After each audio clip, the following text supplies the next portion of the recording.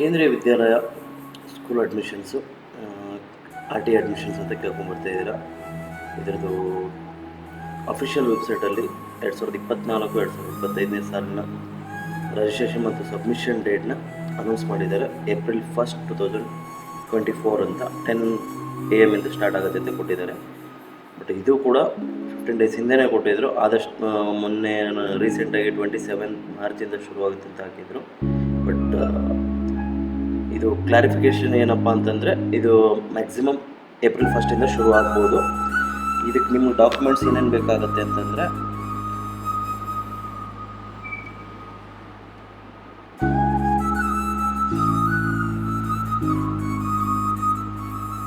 ನೀವು compulsory mobile ಇರಬೇಕು, email I D ಇರಬೇಕು, ಒಂದು ಪಾಸ್ಪೋರ್ಟ್ ಸೈಜ್ ಫೋಟೋ ಇರಬೇಕು, ಅದರ ಜೊತೆ ನಿಮ್ಮ ಮಗುವಿನ ಬರ್ತ್ ಸರ್ಟಿಫಿಕೇಟ್ ಇರಬೇಕು, ಅದ್ರ ಜೊತೆ ನಿಮ್ಮ ಕ್ಯಾಸ್ಟ್ ಸರ್ಟಿಫಿಕೇಟ್ ಅಂದರೆ ಗೌರ್ಮೆಂಟಿಂದ ಇಶ್ಯೂ ಆಗಿರ್ತಕ್ಕಂಥ EWS ಸರ್ಟಿಫಿಕೇಟ್ ಆಗಲಿ ಅಥವಾ ಕ್ಯಾಸ್ಟ್ ಇನ್ಕಮ್ ಸರ್ಟಿಫಿಕೇಟ್ ಆಗಲಿ, OBC ಸರ್ಟಿಫಿಕೇಟ್ ಆಗಲಿ ಇರಬೇಕಾಗುತ್ತೆ.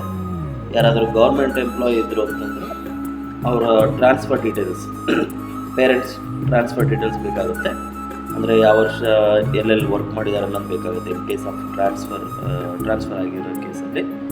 ಅದ್ರ ಜೊತೆ ಯಾರಾದರೂ ಗೌರ್ಮೆಂಟ್ ರಿಟೈರ್ಡ್ ಎಂಪ್ಲಾಯೀಸ್ ತಮ್ಮ ಮೊಮ್ಮಕ್ಕಳಿಗೆ ಏನಾದರೂ ಅಪ್ಲೈ ಮಾಡಬೇಕಾಗಿದ್ದರೆ ಅವ್ರದ್ದು ಎಲ್ಲೆಲ್ಲಿ ವರ್ಕ್ ಮಾಡಿದ್ದಾರೆ ಅನ್ನೋದ್ರ ಡೀಟೇಲ್ಸ್ ಬೇಕಾಗುತ್ತೆ.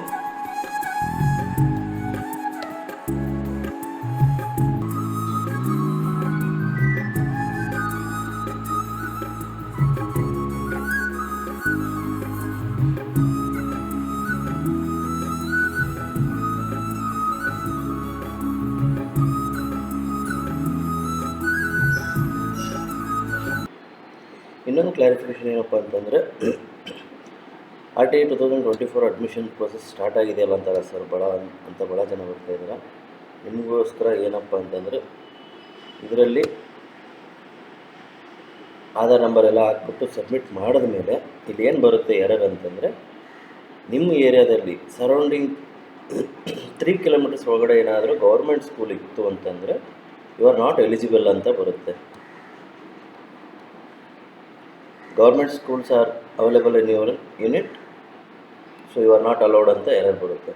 ಸೊ ಅದ್ರ ಬಗ್ಗೆ 2019ರಲ್ಲೇ ಈ ಸ್ಟೇಟ್ ಗೌರ್ಮೆಂಟ್ RTIನ ಕೊಟ್ಟರು ಕೊಡದೇ ಇರೋಂಗೆ, ಅಂದರೆ ಲೈಕ್ ಸುಮ್ಮನೆ ಆಸೆ ತೋರಿಸ್ಬಿಟ್ಟಂಗೆ ಮಾಡಿದ್ದಾರೆ.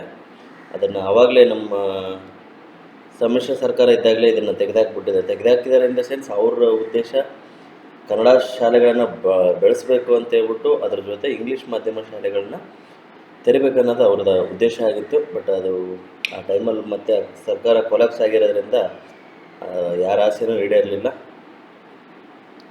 ಅಲ್ಲಿಂದ ಬಿಟ್ಟರು, ಬಿಡದೇ ಇರೋ ಪರಿಸ್ಥಿತಿ ಇದೆ. ಸೊ ಸ್ಟೇಟ್ ಗೌರ್ಮೆಂಟ್ RTI ಬಗ್ಗೆ ಯಾರೂ ತಲೆ ಕೆಡಿಸ್ಕೊಬೇಡಿ.